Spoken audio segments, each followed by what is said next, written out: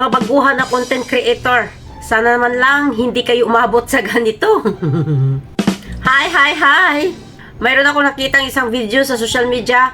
Actually, repost na yata ito. Hindi ko alam kung sino talaga yung owner nito. Pero ngunit gusto ko lang i-share sa inyo mga kabilas. Sana hindi kayo umabot sa ganito para man lang ma-monetize kayo. I-vlog lang natin yung mukha niya kasi hindi ko naman talaga alam kung sino talaga yung owner ng video nito. Pero nakita ko lamang parang repost na kasi ito mga kabilas. Pero malamang dahil viral na ito, nakikilala nyo na rin ito siguro.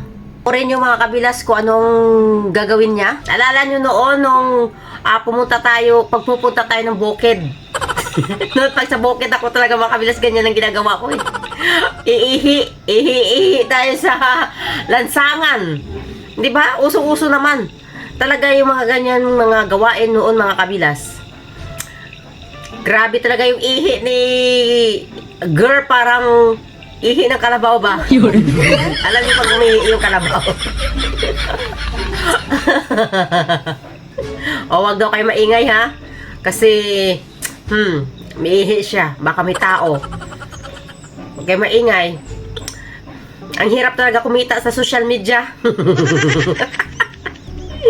Lahat na talaga gagawin natin para talaga na kumita tayo dito. Content ka, bakit kaya ito dito na na-vlog content mga kabilas? Yung mga ganitong mga klaseng content.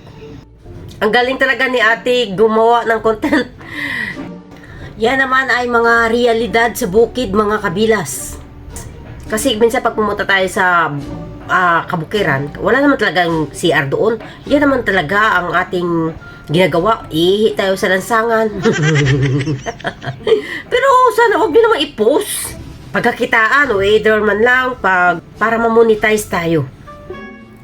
Sa bagay wala namang masama ang ginawa ni ate kasi umihi lang naman siya. Pinakita niya na lang talaga yung mga gawain natin nung unang panahon. Kung saan talaga tayo umiihi ba. Kasi noon kasi kapag sa bukid tayo, sa uma tayo, wala naman tayong CR noon eh. Umiihi lang naman din tayo kung saan saan. Yun nga lang, dahil may social media na at pwede na mapagkakitaan, so pinost niya na. Good job ate.